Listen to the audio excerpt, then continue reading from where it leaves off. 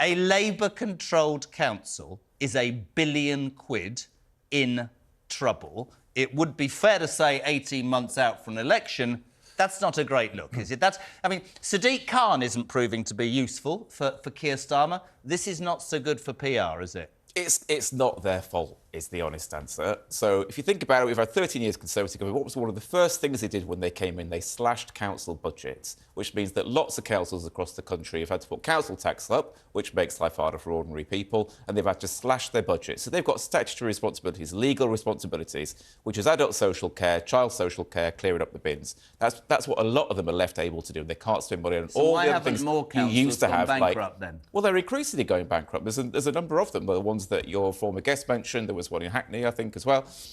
Probably Hackney Council, in fact. So it's the huge cuts, which from reading earlier on, I think it's about a third of their former budget in 2010. If you lose a third year income, would you notice the difference? I think you would. So same for a council. They have to recoup that from somewhere, which is why parking charges have often got up, and it's why council tax has also got up. The other context is Rishi Sunak admitted when he was running for Tory leader that they've been taking money from poorer areas and giving it to richer areas. I would imagine they're still doing that, and he was blatant about that. If you remember, he made that speech in Tunbridge Wells, I think it was, trying to appeal to his Tory party members, basically saying, I'm giving money to you, I'm taking it away from poor people. I would imagine Birmingham's not very wealthy. It's probably had money taken away and given to Surrey. It's quite interesting. Well, that's it, James. Where do you stand on this? Because there was one of the interesting points about Birmingham is that the bin strikers went on strike some years ago, 2017, I think, under a Labour council, and it cost hundreds of millions of pounds to bring in agency workers. The question to you, James, is simple. Do councils need more funding from national government, or is this incompetence on a local level?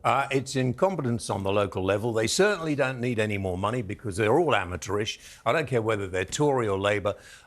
Most local authorities are run badly by people who have too much power, more power probably in the area you live than the national people, and they won't listen to politicians either. Not that there are any politicians in Parliament I'd listen to at the moment, but they are amateurish. They pay the chief executives of most of the big councils in this country much more than we pay the Prime Minister. And don't anybody tell me that, oh, well, if we paid less, we wouldn't get anybody, because there are a lot of people who would like to be in that position and would do it well. And so I think they're amateurish. I actually think we should pay local politicians, councillors, we should pay them to do the job, because we end up with either a load of old fuddy-duddies or very young people who don't have much in the way of life experience. But, yeah, they're amateurish. And one other thing that annoys me intently, and that is the Commonwealth Games. A waste of time. I'm very pro the monarchy. I'm completely against us keeping the Commonwealth and sending them money all the time.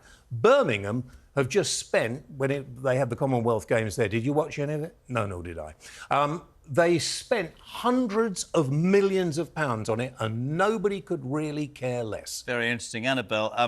This does, raise that age-old question. We're in a moment in this country, and Mike would agree, where there's very little confidence, it seems, in any politician. On a local level, this is just another kick in the teeth for Birmingham taxpayers and potentially the national taxpayer. I mean, where the hell's the money gone? Well, I think that Mike is right, that there's been a real terms reduction in central government's grants going towards local authorities, and clearly that's problematic when the demands on those councils have continued to increase and increase, not least when it comes to social care. What I think that this speaks to is the wider issue of devolution being a complete failure.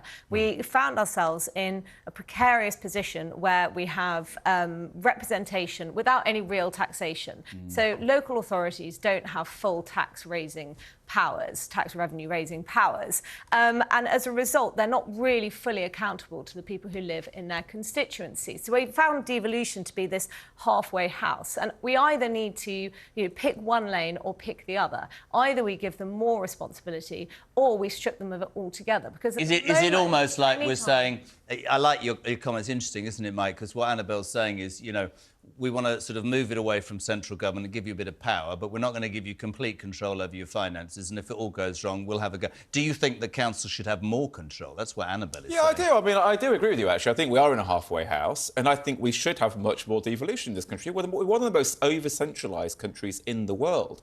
That contributes to the fact that there's so much money and power in London and so little of it outside of London. And there are multiple studies done across the world showing the closer power is located towards the people it affects, the better decisions are made.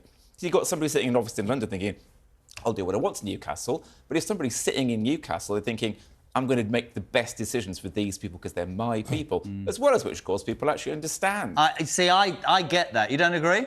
I agree if Mike agrees that we should have professional local politicians who are paid to be there and do a proper job rather than people who pop around to a meeting. But you could say that, Jay. You could say that with our national politicians. I do. The quality of people that are now... And my friend here wants to stand, even I think you would admit, I think over the last few years, on both sides, you look sometimes and you go, I agree. How the hell are you a paid elected representative? I agree, totally agree. But if we're going to have devolution, then we have to have professional people doing it. And they also have to realise this is our money. There is no such thing as government money. But everyone, well, the government should pay for that.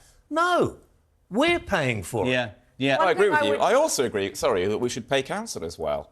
And it's ridiculous that you've got people earning, $7-8 grand a year. You agree? And you expect them to do a professional job. It's ludicrous. We should pay them 30-40 grand. You should pay them a decent wage. They can do it full time, serve their constituents. And otherwise, as you say, you've got very elderly people often, or very young people straight out of university. Yeah. Or you've got people you've got to trust fund, but there aren't many of those who want to be councillors. I think the big flaw with everything we're discussing here is that we have a very gummed up housing market and very strict planning regulations, which make it extremely difficult for people to move from one part of the country to the other. So if you look at somewhere like America, where there's been this big migration of people from blue states to red, where they have better tax regimes and are able to attract entrepreneurs and businesses to come there and invest and so on and so forth. You cannot have that in the UK at the moment. We're too small, though, aren't we, as a country? I mean, we're too small to go the way America's gone.